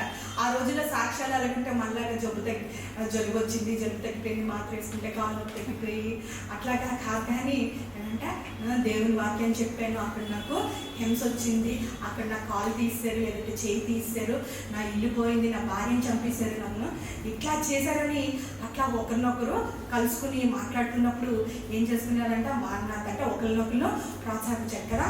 అంటే ఏంటంటే నువ్వు సహోదరి లేదంటే సహోదరు, బ్రదర్, సిస్టర్, డోంట్ వరీ, ఎంతో కాలం కాదు మనకి శ్రమలో దేవుడు త్వరగా వస్తున్నాడు, వచ్చుకో, సహించు, బలపరు నీ దాంట్లో అని చెప్పి మరి ఏంటంటే వారు సాక్ష్యాలు వేరుగా ఉండి ఒకరినొకరిని బలపరచుకోవడానికి అన్నట్లాగా వారినాథ అబ్బా కాదు అప్పటికే ఓ బాబోయ్ ఈ భర్తతో ఆగలేకపోతాం, పిల్లలతో ఆగలేకపోతున్నాను, చచ్చిపోయినా బాగున్నాం అలాగా కాదు అక్కడ సంతోషంతో కదా నేను సదాకాలం దేవుడితో నేను ఉంటాను అన్న నిరీక్షణతో ఆనందంతో అట్లాగా కనిపెడుతూ భక్తిగా జీవించి వాళ్ళు ఏం చేశారంటే ఇంకొన్నాళ్ళు కదా విశ్వాసాన్ని వాగ్దానాల్ని మీరు పొందుకోవడానికి ఎవ్రీ గంటకర్త అంటూ ఉంటాడు కదా మీకు ఓర్మి అవసరమై ఉన్నది అంట.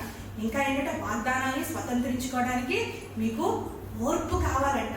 శ్రమల్లోని మీరు సహించగలిగినంత అయ్యో నా శ్రమలు నా శక్తికి మించి వచ్చినవే, నా కష్టానికి మించి వచ్చినవే, నేను సహించలేనంత నన్ను దేవుడు అందులో నడిపించాడు అనడానికి లేదంట. నేను సహించగలిగినంత కంటే ఎక్కువగా దేవుడు నిన్ను నన్ను సృష్టించిన దేవుడికి తెలుసు నీ సామర్థ్యము నా సామర్థ్యము, నువ్వు ఎంతవరకు నువ్వు ఓర్చుకుంటావో ఎంతవరకు నిలబడగలవో అది తెలుసు. కాబట్టి నీ పల్స్ తెలుసు కాబట్టే నిన్ను నన్ను సృష్టించాడు. తల్లిదండ్రులు తెలియదు, కట్టుకున్న భర్తకి తెలియదు, కడుపును పుట్టిన బిడ్డలు కూడా తెలియదు, కానీ అంతవరకు నువ్వు నిల్చుంటావు, అంతవరకు నువ్వు సహిస్తావు అని తెలిసి దేవుడు ఏం చేస్తాడంటే అంతవరకే నిన్ను నడిపిస్తాడు. ఇదే అయ్యో అయిపోయింది, ఇది నేను ఉండలేనే, అయిపోయింది అని అనుకుంటున్నాం, కానీ నీ సంగతి నీకు తెలియదు, నిన్ను నన్ను సృష్టించిన దేవుడికి తెలుసు. ఆ తర్వాత ఏమిటంటే ఆ శ్రమల్లోంచి సహించగలిగి తర్వాత ఆ మార్గాన్ని కూడా దేవుడు ఏర్పాటు చేస్తుంటాడంట. ఆ శ్రమల్లోంచి బయటకు వచ్చేటట్టు ఆ మార్గాన్ని కూడా దేవుడు కలుగు చేస్తూ ఉంటాడంట. అంతవరకు కదా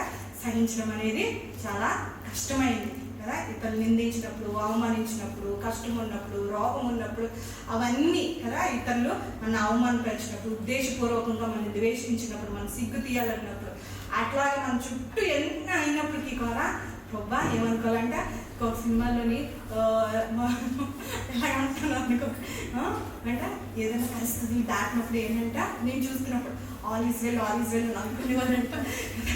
చాలా మందికి తెలిసే ఉంటుంటారు. ఎందుకు చెప్తానంటే అంత బాగానే ఉంటుంది అని తన మనసుతో మాట్లాడుకొని ఓదార్చుకునేట. ఇప్పుడు కూడా మనకు కూడా పరిస్థితులు చేజారిపోతున్నప్పుడు ఏంట్రా బాబు ఇట్లా ఉంది మనం చెప్పినంత సులువుగా ఉండదు. ఎందుకంటే మనకు తెలుసు మనం వెళ్తున్న పరిస్థితుల్లో మన సంసారం అనే సాగరంలో ఎవరి కష్టాలు వాళ్ళు మోసుకుంటూ భారాలు మోసుకుంటూ వెళ్తున్నాం కాబట్టి మామూలుగా ఉంటుంది. అందులో వెళ్తున్నప్పుడు అది మన వ్యక్తిగతంగా మనం భరిస్తున్నప్పుడు అవమానాన్ని, నిందని, కష్టాన్ని, కన్నీరు అటన్నిటితో వెళ్తున్నప్పుడు మామూలుగా అప్పుడు మనం ఏమనుకోవాలంటే ఓదార్చుకోవాలంటే ప్రభు త్వరగా వస్తున్నాడు, ఆయన అక్కడ సూచనలు వస్తున్నాయి, నేను సిద్ధపడాలి, ఓర్ముకి కలిగి కదా శ్రమల నుంచి విడిపించుటకు, వాగ్దానాన్ని నెరవేర్చుటకు ఆయన శక్తిమంతుడైన దేవుడు అన్నట్టు కదా. ఆయనే చూడండి ఇక్కడ నుంచి నా సహోదరులారా ప్రభు నామమున బోధించిన ప్రవక్తలను శ్రమానుభవనకు ఓపికకు మాదిరిగా పెట్టుకోండి కదా. భక్తులు ఉన్నారు అనేక మంది, అంతం వరకు బైబిల్ గ్రంథంలో ఉన్నారు, అంతం వరకు మన నాయకులు ఉండొచ్చు కదా, అంతం వరకు మధ్యలో విడిచిపెట్టలేదు వారి ఆత్మీయ పోరాటాన్ని కదా. నాగట్టి మీద చేయి పెట్టి వెనుక తిరుగుబడి శ్రమలు అధికమైపోయినట్టు వెనుకకు తిరిగిపోయిన లేని వారు కదా ఉన్నారు.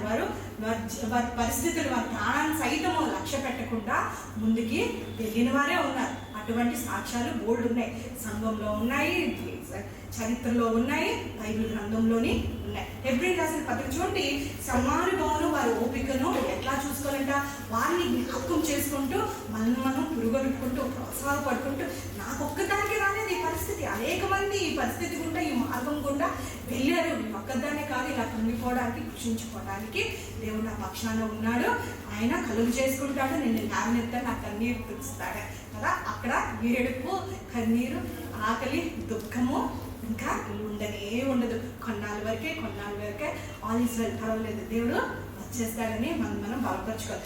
వారిని మాదిరిగా మనం పెట్టుకోవాలి. సహించిన వారు ధన్యులు అంటే ఏంటమ్మా? బ్లెస్డ్, దీవెన పొందినవారు ఎవరు అని అంటే ఎవరంట?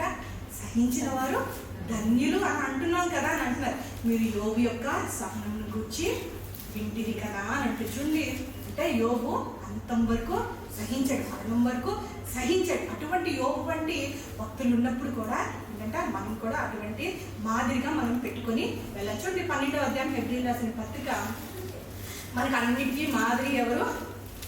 యేసయ్య. చూడండి 12:2 నుంచి మధ్యలో చదువుతాను. ఆయన తన ఎంతటి ఉంచబడిన ఆనందం కొరకే అవమానాన్ని నిర్లక్ష్య నిర్లక్ష్యం పెట్టి సిలువను సహించి దేవుని సింహాసనం యొక్క కుడిపాసున్న ఆసనుడై ఉన్నాడు. మీరు అలసట పడకయు మీ ప్రాణములను విసుకయు ఉండునట్లు పాపాత్ములు తనకు వ్యతిరేకంగా చేసిన తిరస్కారం అంతయు ఓర్చుకుని ఆయనను తలంచుకొనండి.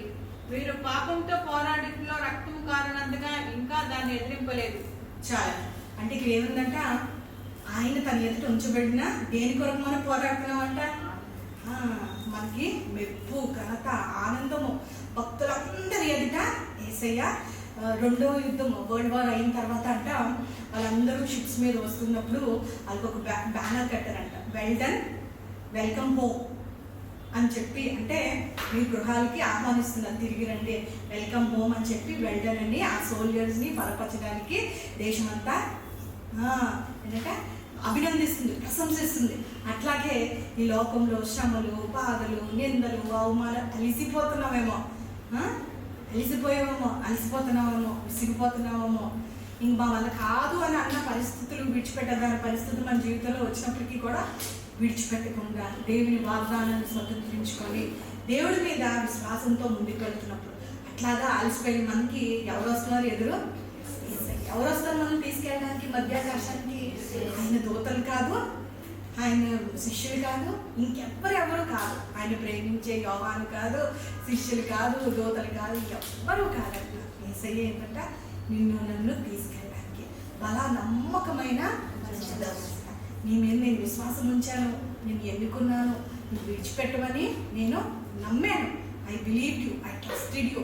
నువ్వు ఈ శ్రమంలో నువ్వు అంతం వరకు నించున్నావు రా కదా, నీకు ఇచ్చిన వాటిని నువ్వు స్వతంత్రించుకో అన్న రీతిగా దేవుడు ఏం చెప్తున్నాడంటే బలా నమ్మకమైన మంచి దాసుడా అని చెప్పి దేవుడు నిన్ను రిసీవ్ చేసుకోవడానికి యేసయ్యే వస్తున్నాడు కదా. అటువంటిది మన జీవితాల్లో కోల్పోవడానికి ఇష్టపడుతున్నావా?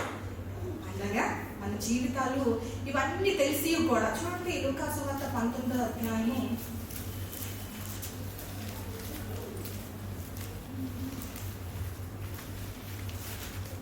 లూకా సువార్త కాదు,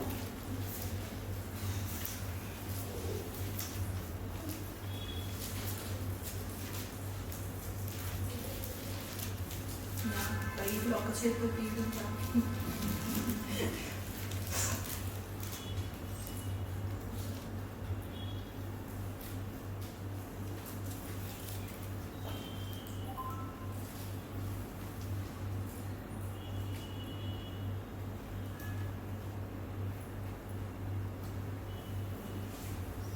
చూడండి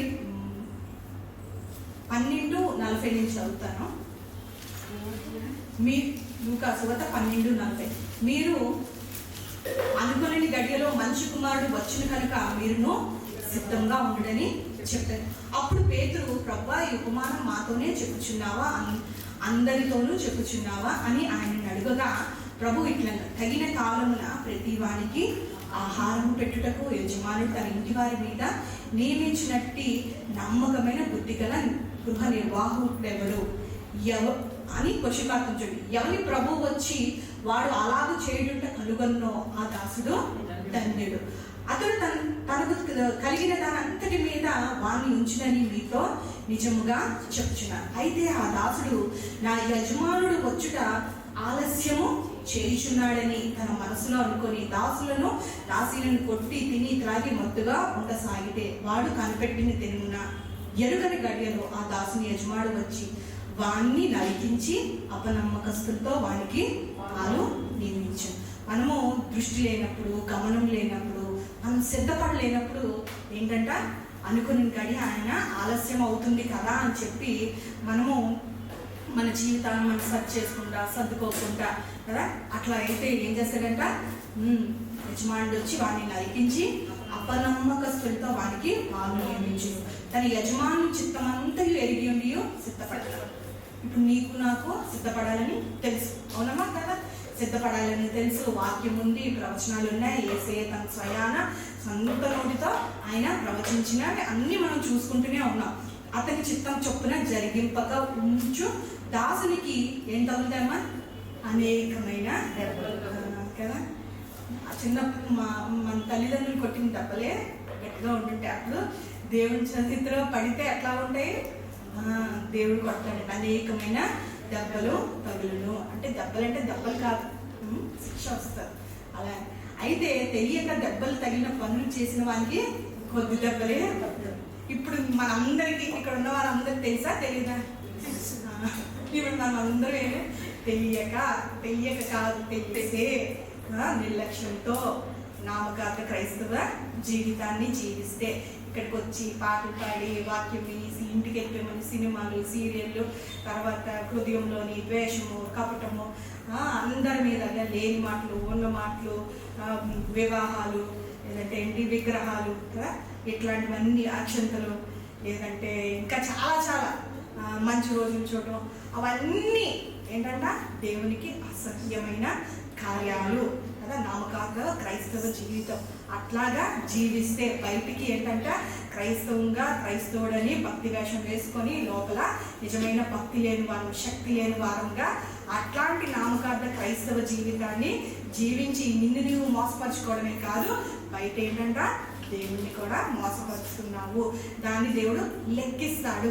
మన ఆత్మీయ జీవితాలు సరి చేసుకునే సమయంలో మనము సరి చేసుకునే అవకాశం ఉంది. దేవుడు ఎందుకు ఇంకా ఆలస్యం చేస్తున్నాడంటే అది దాని విషయంలో అందరూ అంతటా మారు మనసు పొందుకొని ఏంటంటే దీర్ఘశాంతిని అన్నారు. ఇంకా మారు మనసు పొందాలి. ఇంకా ఆ ప్రజలు రక్షణ పొందిన వారు, రక్షణ పొందలేని వారు రక్షణ మార్గాల్లోకి రావాలి. ప్రభువుని తెలుసుకోవాలి, సొంత రక్షకుడిగా అంగీకరించాలి. ఆయన ఎందుకు మొదటి రాకడలో వచ్చారో ఆయన ప్రభువుగా అంగీకరించి మన జీవితం అంతట్లో ఆయనకి ఏంటంటే మన జీవితాన్ని ఆయన చేతుల్లో పెట్టాలి. ఆయన ఇష్టానుసారంగా మనం జీవిస్తే, మనము ఆశతో అపేక్షతో పేతురురాసిన గ్రంథంలో ఉంటుంది, మనం సిద్ధపడితే అప్పుడు ఏం చేస్తారంటే మనకి తక్కువ దెబ్బలు ఉంటాయి. ఎవరికి ఎక్కువగా ఇవ్వబడినో వాని వద్దగా ఎక్కువగా తీయజూతురు.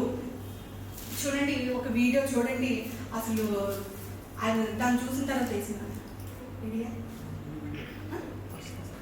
2 చూసినట్లయితే మనకు చిన్న అర్థమైతే మంచిదే. Or he might come next week. Or he could even come.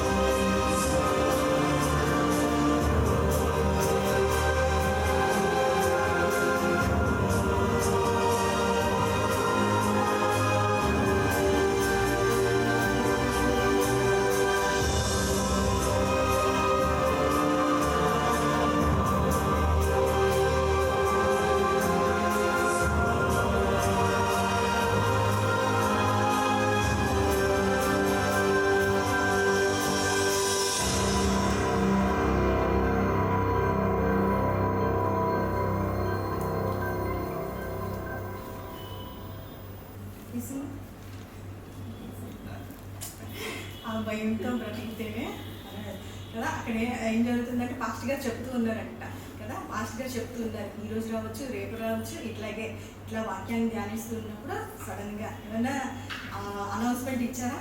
ఇక్కడ ఒక శిష్యుడు అన్నాడంట, నేను ఆదివారం అయితేనే బాగుంటుంది. ప్రభు రాకడ వచ్చేటప్పుడు ప్రార్థన చేస్తాను, ఎందుకంటే ఆ రోజే కొంచెం భక్తిగా నేను బ్రతుకుతాను. అది సంఘంలో నేను ఉంటాను కాబట్టి ఆదివారం ప్రభు వచ్చేటట్టు ప్రార్థన చేసుకుంటున్నాను అన్నట్టు. ఇక్కడ ఆదివారమే వచ్చారు, అవునా కదమ్మా? మాస్టర్ గారు చెప్తున్నారు మొన్న లక్షవారం శుక్రవారం ఏదో కావచ్చు సంఘంలో ఉన్నప్పుడే, కానీ ఎవరు లేరు, అందరూ వెళ్ళలేదు, అవునా కాదా? 5 మంది ఎవరు బుద్ధిగల కన్నికల్లాగే వారు మాత్రమే వెళ్ళారు. ఎన్నో ప్రణాళికలు, ఎన్నో ఆలోచనలు కదా. ఎప్పుడు అంటే ఈ లోకంలో మనం సదాకాలం ఉండిపోతాము, అనేకమైనవి వాటి కొరకు, ఈ లోక సంబంధమైన వాటి కొరకు దృష్టించి వాటి కొరకు మనం ఆలోచిస్తూ ఉంటాం. కానీ ఎప్పుడు ఆయుష్ మీద ఊహాగానాలు చేయకూడదు. మన జీవితం చాలా అల్పమైంది, నేడో రేపో అన్నట్టు మనం జీవించాలి. ఈ దినాన్న ఇక్కడ మనం ఉండాలి అనుకున్నాం కదా, ఆ తోటమాలి ఎట్లా ఉన్నాడంటే రేపు ఎల్లుంటే ఏమో కాదు కదా. ఇప్పుడు మనకి ఆయన నిన్ను ముందుగా మీకు చెప్పి ఉన్నాను కాబట్టి ఏంటంటే నా చిత్రం అంతా నా మనసు అంతా మీకు తెలుసు, నేను ఎట్లా వస్తాను, మిమ్మల్ని తీసుకెళ్తానని మీకు నేను చెప్పాను, నేను జీవించాను, మిమ్మల్ని ప్రోత్సాహపరిచాను, వాక్యం ఉంది కదా, అవన్నీ ఉన్నాయి కదా. అట్లాగా చేసుకున్న భార్యాభర్తలో ఒకరుండిపోయి, స్నేహితుల్లో ఒకరుండిపోయి, తల్లిదండ్రుల్లో ఒకరుండిపోయి, ఎవరు మాత్రము వారి జీవితాన్ని కట్టుకుంటుంటారు.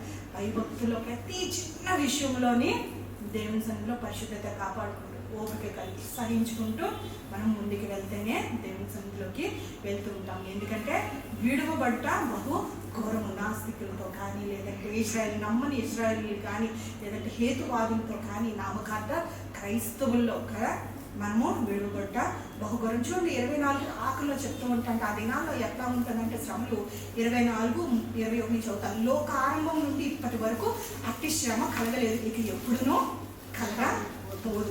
మనకి ఇప్పుడు వాక్యం ఉంది, జీవం గల వాక్యం ఉంది, మనం ప్రార్థనా శక్తి ఉంది, దేవుడు వినే దేవుడు ఉన్నాడు, పరిశుద్ధాత్మ బలం ఉంది, పరిశుద్ధాత్మ శక్తి ఉంది, వినే దేవుడు ఉన్నాడు. అన్నీ అందుబాటులోనే ఉన్నాయి మనకి. అన్నీ అందుబాటులో ఉన్నప్పుడు దేవుని వెంబడించడం, దేవుడిని మనం పరుగు బంధంలో విశ్వాసం కలిగి జీవించడం, ఈ శ్రమలు ఎదుర్కోలే, అల్పకాల శ్రమలు అంటున్నాడు దేవుడు నిత్యత్వం కొరకు. అది చాలా చిన్నది అని అన్నాడు. మన ఒక ఉపమానం మనం విన్నా ఉంటాం కదా, ఒక స్టోరీ. ఎంత చిన్నదని అంటే ఇది చాలా 80 సంవత్సరాల జీవితం కొడుకు కింద మీద పడుతూనే ఉంటాం. అట్లా ప్రభువుని కలిగి ఇప్పుడు జీవించలేకపోతే రేపు దినాన దేవుడు ఎందుకు వస్తూ ఉన్నాడంటే ఆ 7 ఏళ్ళ శ్రమకాలంలో సంఘము మనం ఇప్పుడు నమ్మకంగా జీవించగలిగితే కదా దేవుడు ఇందులోంచి మనని తప్పిస్తాడు. అప్పుడు మనం మధ్యాకాశంలో ఉంటాము, మనకి విందు జరుగుతుంది. ఆ కిందన భూలోకంలో మహాశ్రమల కాలం అంట. అటువంటి శ్రమల కాలం అంట లోకారంభం నుంచి ఇప్పటి వరకు అట్టి శ్రమ కలగలేదు అంట. అది ఇంకెప్పటికీ కలగబోతుంటే ఏర్పరచబడిన నిమిత్తము ఆ దెమ్మలు తక్కువ చేయబడి, ఏర్పరచబడిన వారు సైతము ఏంటంటే అపవాది మోసం చేస్తుంది. అబద్ధ ప్రవక్తలు వచ్చినప్పుడు మోసం చేసిన వారు తప్పిపోడు, వారి కొరకు తక్కువ చేయబడతారు. చూడండి ప్రకటన గ్రంథంలో కూడా ఒక మాట ఉంటుంది 9:6. ఆ దినములలో మనుషులు మరణమును వెతుకుదురు కానీ అది వారికి దొరకదు. చావు వల్ల ఆశపడదురు కానీ మరణం వారి వద్ద నుండి పారిపోవునంట. ఆ దినాల్లో ఎట్లా ఉంటుంది? అప్పుడు ఏంటంటే దేవుని ఆత్మ ఉండదు, దేవుడు ఉండడు, అక్కడ శిక్షించడానికి దేవుడు వస్తున్నాడు. మిగిలిన ఎవరైతే ఉండిపోతున్నారో భూలోకంలో అవిధేయులైన వారు, నాస్తికులైన వారు, అంగీకరించిన వారు, ఇశ్రాయేలు వారు ఖచ్చితంగా కదా దేవుడు ఇప్పుడు ఆయన కృపను విస్తరించి ఉన్నాడు. ఆయన ప్రేమను కృపకాలంలో ఉన్నాం. ఆయన మనం చేసిన పాపములకి మనకి వెంటనే శిక్ష రాకపోవడం వల్ల ఏమవుతున్నాం అంటే మనం భయం లేకుండా ఇంకనో పాపం చేస్తున్నట్టు ప్రసంగి రాసిన పత్రికలో ఉంటారు. అట్లాంటి కృపకాలం అంతా ముగిసిపోతున్నప్పుడు అప్పుడు జీవించడం ఎట్లా ఉంటుందంటే ఈ శ్రమలు ఎక్కువైపోయి, ఈ బాధలు ఎక్కువైపోయి, దేవుడు లేనప్పుడు శిక్షించే కాలం, దేవుడు శిక్షించడానికే ఎవరైతే అవిధేయులైతే ఉండిపోతారో వారిని శిక్షించడానికి ఆయన తీర్పును ప్రకటించడానికి రానే ఉన్నాడు. ముందు దీనుడిగా వచ్చాడు, సాత్వికుడిగా వచ్చాడు, గొర్రెపిల్లలకు వారి కొరకు ప్రాణం పెట్టడానికి వచ్చిన దేవుడు నెక్స్ట్ టైము అట్లా రాడు. యూదా గోత్రపు సింహం వలె వస్తాడు, ఆయన మహిమలో వస్తాడు, ఆర్భాటంతో వస్తాడు. సంఘానికి కాదు కానీ ఈ లోకానికి, విడవబడిన లోకానికి తీర్పు తీర్చడానికి వస్తాడు. అందుకొరకు కాదు మనం సృష్టించబడి, అందుకొరకు కాదు మనల్ని వెలపెట్టి ఆయన కొనుక్కున్నది. ఆ దినాన గృహంలో పారిపోతున్న పర్వతాల్లోకి శ్రమను అనుభవించలేకుండా ఈ బాధలు, ఈ కష్టాలు ఎట్లా ఉంటాయంటే అనుభవించలేక ఆదరించేవారు, కన్నీరు తుడిచేవారు. ఇప్పుడు సంఘాలు ఉండదు, వాక్యం ఉండదు, కృపకాలం ఉండదు, పరిశుద్ధాత్మ ఉండదు, బోధించేవారు ఉండరు, బలపరిచేవారు ఉండరు. ఆ దినాల్లో ప్రజలందరూ పర్వతానికి విషయాలు అందరూ పర్వతాలకు వెళ్ళిపోతుంటే గృహల్లో దాక్కుంటూ ఉంటారు. మరణం కొరకు ఆ దినాల్లోని వాళ్ళు వెతుకుతారు కాదంట. దేవుడు వాళ్ళని మరణానికి అప్పచెప్పడంట. కానీ ఏం చేస్తుంటారంట, మరణం కొరకు వాళ్ళని చావాలని ఆశపడుతుంటారు. బాబోయ్ ఇంక చచ్చిపోతే చాలా బాబు ఇవి మేము అనుభవించలేకపోతున్నామని మరణం కొరకు వేచి ఉంటారు, అపేక్షిస్తూ ఉంటారు. కానీ మరణం వారి యొద్ద నుంచి పారిపోతుంటారు. ఇప్పుడు ఈ లోకంలో ఉన్నప్పుడు ప్రభువు నుంచి, ప్రభు వాక్యం నుంచి, దేవుని సన్నిధి నుంచి ఎవరైతే పారిపోయారో ఆ దినాల్లోనే వాటిని అనుభవించలేక వాటిని తట్టుకోలేక ఏం చేస్తుంటారంటే అప్పుడు చావు కొరకు వెతుకుతూ ఉంటారు. చావు ఏం చేస్తుందంటే చావు పారిపోతుంది కదా. అట్లాంటి జీవితాలు ఉండకూడదు.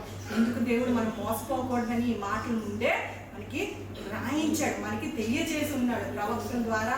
ఆయన స్వయంగా సంఘానికి తెలియఉండగా మనం అందులో ఉండటానికి వీలేదు. ఆ శ్రమలు ఎప్పుడొచ్చినప్పటికీ సంఘం ఎత్తబడుతుందా రాక కాక అవన్నీ అనేకమైన బాధలు ఉన్నప్పటికీ కూడా ఆయన రాకడా వస్తాడు. ఆయన ఎలా వస్తాడంట, నీకు నాకు మన క్రియల వల్ల సిద్ధపరిచిన జీవితాన్ని పట్టుకొని ఆయన రానే ఉన్నాడు. కాబట్టి వచ్చేవాడు ఆలస్యంగా చేయకుండా వస్తాడు. కాబట్టి ఈ దినాన నేడే ఆయన వస్తాడని చెప్పి మనము మన జీవితాన్ని సిద్ధపరచుకోవాలి. కృపకాలము ముగియనంది దేవుడు మన సిద్ధపాటు చూస్తున్నాడు. నామకార్త క్రైస్తవులా కాదు, లేదా నిలువెచ్చిన స్థితి కాదు, ప్రేమ చల్లారిపోయిన స్థితుల్లోని మనము ఉండకూడదు. మనం ఈ లోకానికి వెలుగై ఉన్నాం కదా.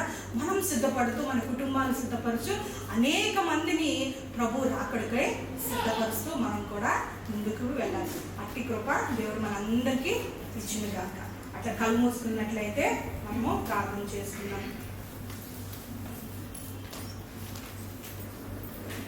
నీకు నేను యేసయ్య, నీకు నేను పరలోకంలో ఉండాలని ఆశపడిన దేవుడు, పరములో నీకు ఉండాలని ఆయన కోరుకునే దేవుడు కదా. ఇది నాన్న ఆయన ఆశ, ఆయన కోరిక నీవే. ఆకాశమందు నీవు తప్ప నాకెవరు ఉన్నారు యేసయ్య. ఈ లోకంలోని మన కళ్ళు, మన ఆశలు, మన ఆశయాలు, మన దృష్టి, మన కుటుంబము, నేను అని ఈ లోకంలో కొట్టుకుపోతున్నామేమో, ఈ లోకం వైపే మనం చూస్తున్నామేమో. మన భక్తులైన వారు, మన పితరులు పునాదులైన పట్టణం వైపు వారు చూస్తూ వారు పరుగు పందాన్ని ముగించారు. విశ్వాసంతోనే వారు నడిచి ఉన్నారు. వారే మనకు మాదిరై ఉన్నారు. ఇది నాన్న దేవుని సన్నిధి విడవబడే గుంపులో మనం ఉండకూడదని యేసయ్య అనేక పలుమార్లు మనం హెచ్చరించినప్పుడు, మనం బుద్ధి చెప్పినప్పుడు, వాక్యంతో మనం ఖండించినప్పుడు ఇది నాన్న ఒప్పుకోవడానికి సిద్ధంగా ఉన్నాం, విడిచిపెట్టడానికి సిద్ధంగా ఉన్నాము. ఆయన్ని ఎదుర్కోవడానికి మన జీవితంలోని విశ్వాసం ఉందా, ప్రార్థన ఉందా, పరిశుద్ధత ఉందా, ఆత్మల కొరకు భారం ఉందా, దేవుని కొరకు జీవించాలని తృష్ణ ఉందా? లేదు, నా జీవితాన్ని ఇట్లాగే కొనసాగిస్తాను, వచ్చానా వెళ్ళానా, ఆచారపూర్వకంగా నామకార్థంగా జీవిస్తాను ప్రభువాని, ఇదే బాగుంది ప్రభువాని అని అనుకున్నట్లయితే ఒక దినాన మనకు నీవు నేను భరించలేని శ్రమలు, మహాశ్రమల కాలంలో మరణాన్ని కూడా మనము మన యొద్ద నుంచి పారిపోయేటువంటి దినాల్లోని దేవుడు నడిపించాలని ఆశపడట్లేదు. నీవు నేను పరములో ఉండాలని ఆశపడేది, పరములో ఉండాలని, ఆయనతో స్నేహించాలి, నిత్యత్వం ఆయనతో ఉండాలని ఆశపడేది. నీ కొరకు నా కొరకు సిలువలో మరణించిన దేవుడు, నీ పాపముల కొరకు నా పాపముల కొరకు ఆయన మొదటి రాకడలో గొర్రె పిల్లలు వచ్చిన దేవుడు ఇది నాన్న రెండవ రాకడలో ఆయన సింహం వలె శిక్షించడానికి రానే ఉన్నాడు. నీవు నేను దానికి అర్హులం కాదు. ఆయన ఉగ్రత పొందుకోవడానికి, ఆయన తీర్పును పొందుకోవడానికి సంఘం సిద్ధపడకపోవడం, మనం సిద్ధపడాల్సింది ఆయన రహస్య రాకడలోనే నీవు నేను ఎత్తబడతాను. వా నన్ను కనికరించండి, విశ్వాసంతో నేను జీవించడం, ఆయన నన్ను కనికరించండి, నన్ను బలపరచండి, నన్ను సిద్ధపరచండి. నేను నా కుటుంబమే కాకుండా ప్రభు అనేక మందిని ప్రభు రాకడలో సిద్ధపరచండి ప్రభు. నా జీవితాన్ని సరి చేసుకుంటాను, నా జీవితాన్ని నేను కంపర్చుకుంటాను. బండ మీద నాయన మా జీవితాన్ని సరి చేసుకుంటాను నాయన. సహాయం దయచేయమని వేడుకుంటున్నాం ప్రభు. సంఘానంతటినీ ప్రభా ఉజ్జీవపరచు, బలపరచండి ప్రభా. ప్రతిసారి విని వెళ్ళిపోతున్నాం ప్రభు. మళ్ళా మా పాత జీవితం, మళ్ళా మరొక జీవితం, అవే మాటలు, అవే జీవితం, అదే స్నేహం, అదే అలవాట్లు ప్రభా. నిన్ను ఎదుర్కొనే పరిశుద్ధత మాకు దయచేయండి. ఆ శ్రమలు, మా బాధలు ఓర్పును దయచేయండి, విశ్వాసాన్ని దయచేయండి. ఈ సన్నిధిలోనైనా కనిపెట్టుట దయచేయండి. నీ వచ్చే వరకు నీ మరణాన్ని ప్రచురం చేసే వారంగా ఉండటం ప్రభా ఈ సహాయం దయచేయమని వేడుకుంటున్నాం. సంఘాన్ని లేవనెత్తండి, బలపరచండి. పరములో నీతోనే ఉండాలని నన్ను కోరుకున్నావు. పరములో నీతోనే ఉండాలని నన్ను కోరుకున్నావు. నన్ను ప్రేమించి స్నేహిస్తున్నావు, నన్ను రక్షించి నడిపిస్తున్నావు.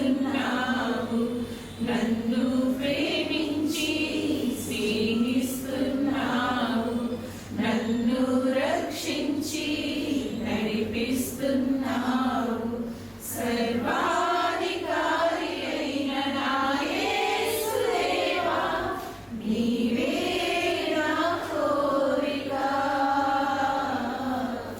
నీవే నా కోరిక, నీవే నా కోరిక. హృదయాంతరంలో చెప్పావు, నాకైతే తెలియదు కానీ ఇది నా పరిశుద్ధాత్మ దేవుడు ఒప్పించే ప్రకారం దేవునితో వాగ్దానం చేసుకున్నాం. దేవుని చేతిలో చేసి మాట ఇవ్వండి. అవును ప్రభా, అది శ్రమైనా, కరువైనా, హింసైనా ప్రభా, అది నిందైనా, కష్టమైన ప్రభా, అంతవరకు నేను జీవించడానికి ప్రయాసపడతానయ్యా. నేను పోరాడతానయ్యా. నా కొరకు ప్రాణం పెట్టించు. మళ్ళా తిరిగి వస్తున్నావు అయ్యా, నాకు తీసుకెళ్ళాలి. కష్టమంతా నీదయ్యా. పరలోకాన్ని ఇవ్వడానికి, నీతో ఉండటానికి నన్ను కోరుకున్నావు. నేనే బాధ్యతని ప్రభు. నా జీవితం, నా కుటుంబం, నా సంఘము నీ బాధ్యత ప్రభు. చేసుకునే వాగ్దానంలో, తీర్మానంలో నిల్చునే కృపను, ధన్యతను మాకు ఇవ్వండి ప్రభు. ప్రతిరోజులాగానే మా ఆత్మీయ జీవితాన్ని కొనసాగించు. అపవాదికి జయాన్ని ఇస్తున్నామేమో ప్రభు. ఇది నన్ను ఈ కార్యం మా జీవితాల్లో జరిగించింది. ఒప్పుకున్న దాని మీద మేము నిల్చుంటాము ప్రభు. ఆత్మీయ జీవితాన్ని నీ కొరకు జీవించడం నీవే మా కోరిక అన్నట్టు జీవించడం. అన్ని విషయాల్లో ప్రభు సరి చేసుకుంటాం. మా జీవితాన్ని మార్చుకుంటాం, విడిచిపెట్టడం. పాపంతో రక్తం కారణంతగా పోరాడలాగిన ప్రభు పరిశుద్ధత కాపాడుకుంటాం ప్రభు. నీ కృపను దయచే, నీ బలాన్ని దయచే.